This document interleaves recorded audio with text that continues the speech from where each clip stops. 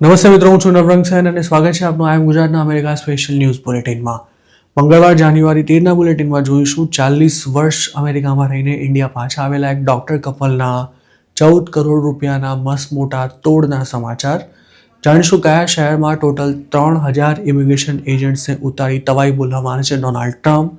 તેમજ 2025માં અમેરિકાએ 1 લાખ લોકોના ચાલુ વિઝા કેમ્પ કેન્સલ કરી નાખ્યા તેનો એક રિપોર્ટ અને અમેરિકાની સમગ્ર ઇકોનોમીની દિશા નક્કી કરવાનું જેનું કામ છે તેવા ફેડ રિઝર્વના ચેરમેનને ટ્રમ્પની ચાંપલૂસી ન કરવાની શું સજા મળી રહી છે તેની વાત આજના આ બુલેટિનમાં.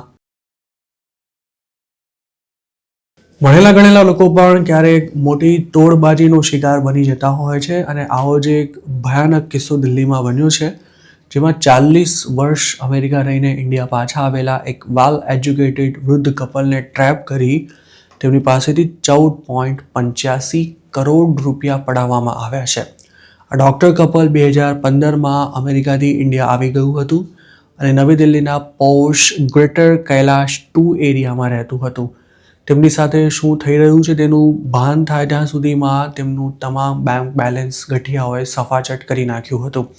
આ સિનિયર સિટીઝન કપલને ડિસેમ્બર 24થી જાન્યુઆરી 9 સુધી તેમના જ ઘરમાં ડિજિટલ અરેસ્ટ કરીને કેદ રાખવામાં આવ્યા હતા. તેમની સાથે જે કંઈ થયું તે કોઈને પણ ચોંકાવી દે તેવું છે અને તેની તમામ વિગતો જોઈશું આ વિડીયોમાં. ડિસેમ્બર 24ના રોજ ડૉક્ટર ઓમ તનેજા અને તેમના પત્ની ડૉક્ટર ઇન્દિરા તનેજાને એક અજાણ્યા નંબર પરથી ફોન આવ્યો હતો. કોલ કરનારી મહિલાએ પોતાની ઓળખ ટેલિકોમ રેગ્યુલેટરી ઓથોરિટીના અધિકારી તરીકે આપી હતી.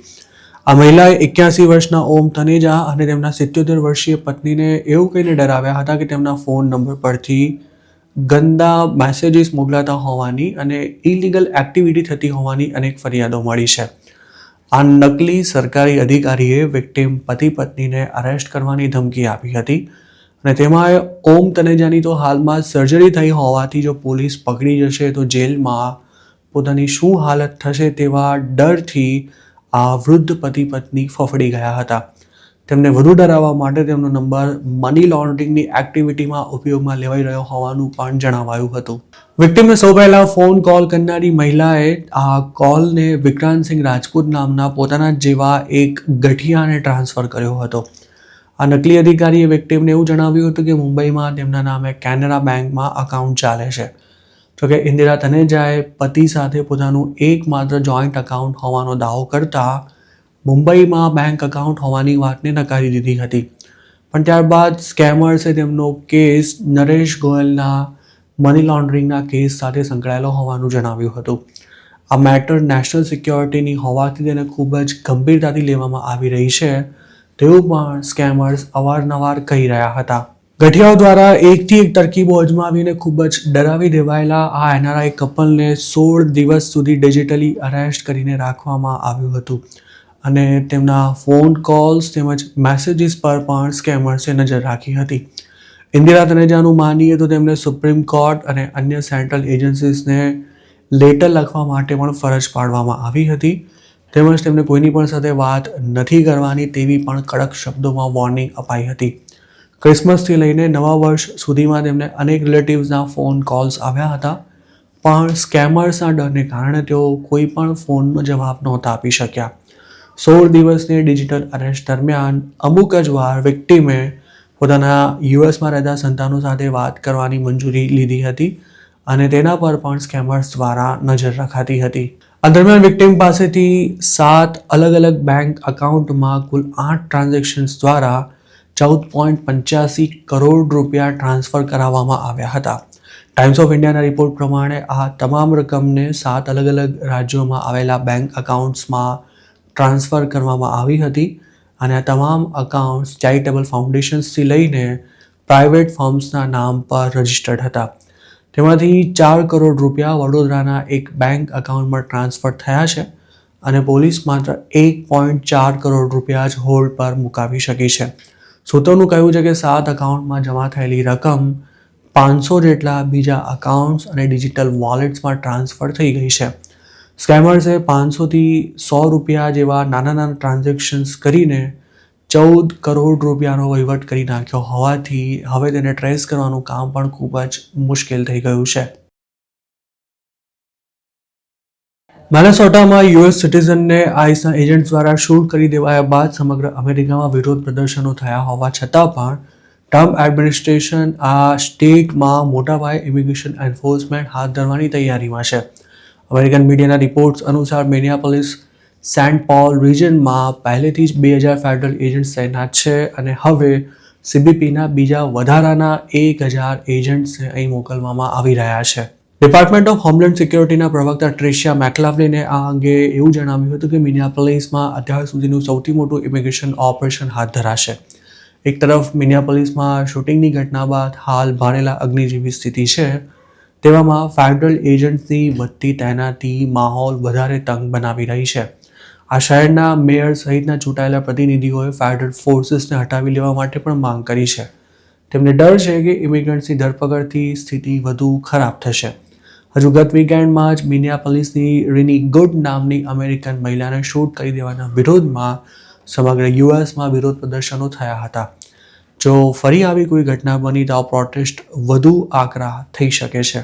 સોમવારે જ મિનેસોટા અને ઇલિનોય સ્ટેટ દ્વારા ફેડરલ લો સૂટ ફાઇલ કરી શિકાગો અને મિનિયાપોલિસમાં અમેરિકાના બંધારણનો ભંગ કરી ફેડરલ એજન્ટ્સને તૈનાત કરાઈ રહ્યા છે તેવી દલીલ કરાઈ હતી. જોકે ટ્રમ્પ એડમિનિસ્ટ્રેશન આ બંને સ્ટેટ્સમાં થઈ રહેલી કાર્યવાહીને યોગ્ય ઠેરવી રહ્યું છે. રવિવારે ફોક્સ ન્યૂઝને આપેલા એક ઇન્ટરવ્યુમાં ડીએચએસના સેક્રેટરી ક્રિસ્ટી નોમે જણાવ્યું હતું કે મિનિયાપોલિસ રિજનમાં વધુ ઇમિગ્રેશન ઓફિસર્સને મોકલવામાં આવી રહ્યા છે, જેનાથી સલામતીથી ફેડરલ લો એન્ફોર્સમેન્ટ થઈ શકશે. તેમણે એવી પણ વોર્નિંગ આપી હતી કે ફેડરલ એજન્ટ સામે પ્રોટેસ્ટ કરનારા કે પછી તેમના કામમાં બાધા ઊભા કરનારા સામે પણ કડક કાર્યવાહી થશે. ક્રિમિનલ ઇલીગલ એલિયન્સ સામે કાર્યવાહી ચાલુ રહેશે તેમ જણાવતા ક્રિસ્ટીનોમે એમ પણ કહ્યું હતું કે અમેરિકાના લોકોની સુરક્ષાને સુનિશ્ચિત કરવી સરકારની ટોપ પ્રાયોરિટી છે. મિનેસોટામાં સ્ટેટ દ્વારા ચલાવાતા ફેડરલ પ્રોગ્રામ્સમાં મોટાપાયે ભ્રષ્ટાચાર થયો છે તેવા આક્ષેપ બાદ ટ્રમ્પ એડમિનિસ્ટ્રેશને આ રાજ્યમાં ઇમિગ્રેશન એન્ફોર્સમેન્ટ શરૂ કરવાની વાત કરી હતી, જેના ભાગરૂપે રેફ્યુજી સ્ટેટસ માંગવામાં આવ્યું હોય તેવા હજારો કેસીસનો પણ રિવ્યૂ શરૂ થઈ ગયો છે. ન્યૂયોર્ક ટાઈમ્સના એક રિપોર્ટ પ્રમાણે જે લોકોને આ સ્ટેટસ મળી ગયું છે તેમના પણ ફરી ઇન્ટરવ્યૂ લેવાની સાથે બેકગ્રાઉન્ડ ચેક કરવામાં આવી રહ્યા છે. આ ઉપરાંત ટ્રમ્પ એડમિનિસ્ટ્રેશને મિનેસોટામાં ફૂડ સ્ટેમ્પ્સ બંધ કરી દેવાની પણ ધમકી આપી છે. આ સિવાય મિનેસોટા સહિતના 5 ડેમોક્રેટિક સ્ટેટ્સમાં ચાઇલ્ડ કેર અને સોશિયલ સર્વિસ પ્રોગ્રામ્સ માટે બિલિયન્સ ઓફ ડોલર્સનું ફેડરલ ફંડિંગ પણ અટકાવી દેવાના પ્રયાસ થયા હતા, જેના પર ગયા સપ્તાહે જ ન્યૂયોર્કના ફેડરલ જજે રોક લગાવી દીધી હતી.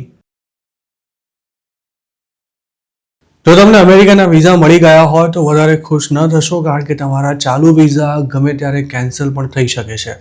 ટ્રમ્પ એડમિનિસ્ટ્રેશને એક્ટિવ વિઝા કેન્સલ કરવાનો એક નવો રેકોર્ડ બનાવ્યો છે, જેના હેઠળ 2025માં 1 લાખથી પણ વધારે લોકોના વિઝા કેન્સલ કરાયા હોવાનું સ્ટેટ ડિપાર્ટમેન્ટ દ્વારા સોમવારે જણાવાયું હતું. અમેરિકા જે રીતે લીગલ વિઝા હોલ્ડર્સને પણ ટાર્ગેટ કરી રહ્યું છે તે દર્શાવે છે કે હવે ઇલીગલની સાથે લીગલ ઇમિગ્રન્ટ્સ પણ સેફ નથી અને ડિપોર્ટેશનમાં તેમનો પણ ગમે ત્યારે નંબર લાગી શકે છે. આડેધડ વિઝા કેન્સલ કરવાની સાથે ટ્રમ્પ એડમિનિસ્ટ્રેશને વિઝા ઇસ્યુ કરવાની પોલિસી પણ ખૂબ જ કડક બનાવી દેતા સોશિયલ મીડિયા વેટિંગની સાથે સ્ક્રીનિંગના માપદંડો પણ વ્યાપક અને આકરા બનાવ્યા છે. સ્ટેટ ડિપાર્ટમેન્ટે 2025માં લીગલ ઇમિગ્રન્ટ સામે થયેલી કાર્યવાહીની માહિતી આપતા એક્સ પર જણાવ્યું હતું કે જે 1 લાખ લોકોના વિઝા કેન્સલ કરવામાં આવ્યા છે તેમાં 8000 સ્ટુડન્ટ્સનો પણ સમાવેશ થાય છે, તેમજ 2500 લોકો સ્પેશિયલાઇઝ્ડ વિઝા હોલ્ડર્સ હતા જેમને ક્રિમિનલ એક્ટિવિટી કરવા બદલ પોતાનું સ્ટેટસ ગુમાવવું પડ્યું હતું. ટ્રમ્પ એડમિનિસ્ટ્રેશને તો ત્યાં સુધી કહ્યું છે કે અમેરિકાને સુરક્ષિત રાખવા માટે આવા ઠગોને ડિપોર્ટ કરવાનું ચાલુ રખાશે. જે કારણોસર અમેરિકાએ 2025માં સૌથી વધારે વિઝા રદ કર્યા છે તેમાં ઓવરસ્ટે, નશો કરીને ડ્રાઇવિંગ કરવા ઉપરાંત ચોરી અને હુમલા જેવા ક્રાઇમનો સમાવેશ થાય છે તેવું સ્ટેટ ડિપાર્ટમેન્ટના ડેપ્યુટી સ્પોક્સ પર્સન ટોમી પીગટે જણાવ્યું હતું. તેમણે એમ પણ ઉમેર્યું હતું કે 2024ની સરખામણીએ 2025માં વિઝા કેન્સલ થવાનું પ્રમાણ 150% જેટલું વધ્યું હતું.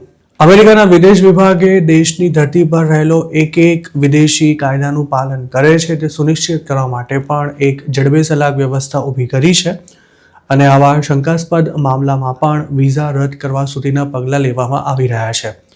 હજુ નવેમ્બર 2025માં જ વિદેશ વિભાગે એવું જણાવ્યું હતું કે તેણે 10 મહિનામાં 80,000 નોન ઇમિગ્રન્ટ વિઝા કેન્સલ કર્યા છે.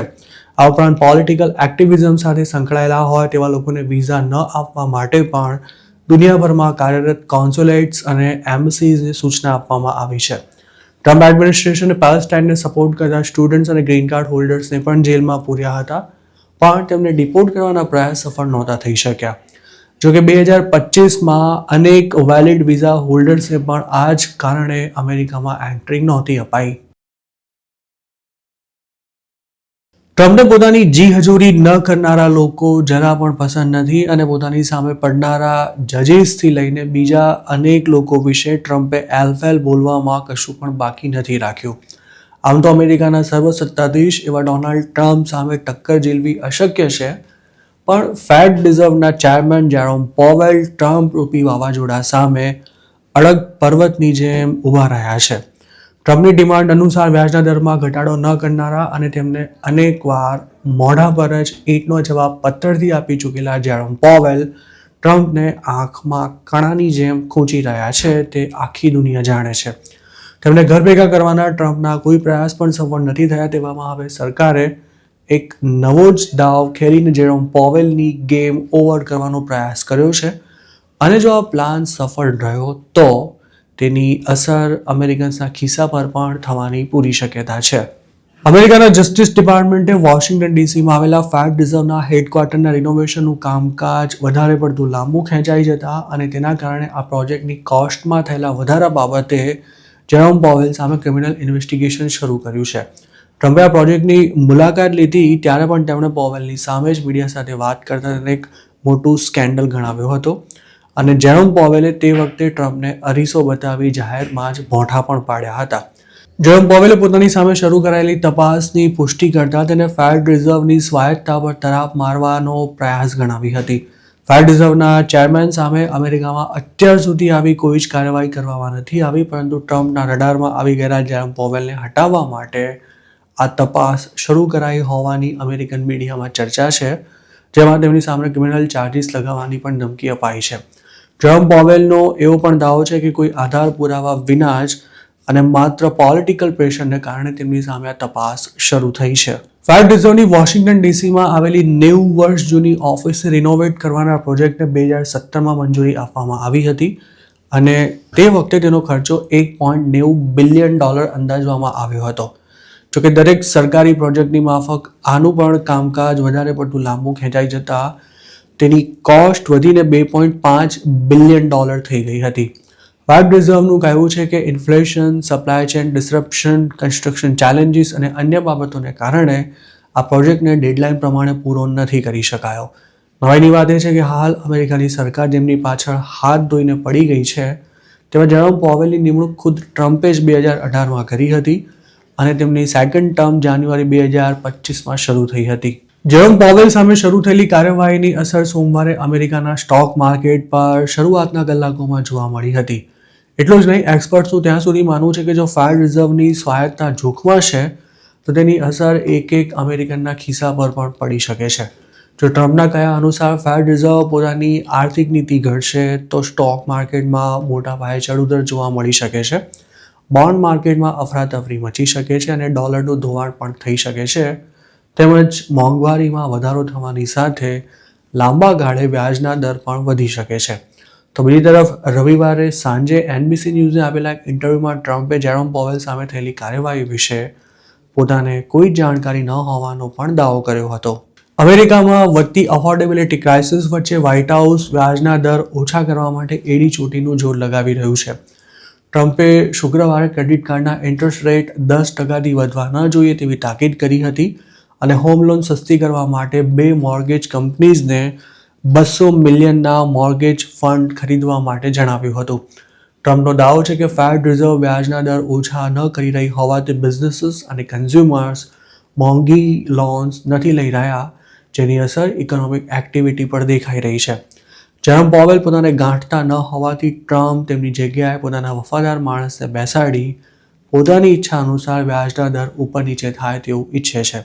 જોકે એક્સપર્ટ્સ એવી વોર્નિંગ આપી રહ્યા છે કે આમ કરવા જતાં ટૂંકા ગાળે ભલે ફાયદો થાય પણ લાંબા ગાળે અમેરિકાની ઇકોનોમીને મોટું નુકસાન થશે.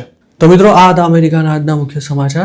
આપને જો મારી રજૂઆત પસંદ આવી હોય તો આ વિડીયોને લાઇક અને શેર કરવાનું તેમજ આઈ એમ ગુજરાતની યુટ્યુબ ચેનલને સબસ્ક્રાઇબ કરવાનું ભૂલશો નહીં, કારણ કે આ ચેનલ પર આપને મળશે અમેરિકામાં રહેતા તમામ ગુજરાતીઓ માટેના મહત્વના સમાચાર, અને તે પણ આપની પોતાની ભાષામાં. આપ જો મારી સાથે કોઈ ટિપ શેર કરવા માંગતા હો તો હાલ સ્ક્રીન પર દેખાયેલા વોટ્સએપ નંબર પર પણ અમારો સંપર્ક કરી શકો છો. આપની ઓળખ ગુપ્ત રાખવામાં આવશે.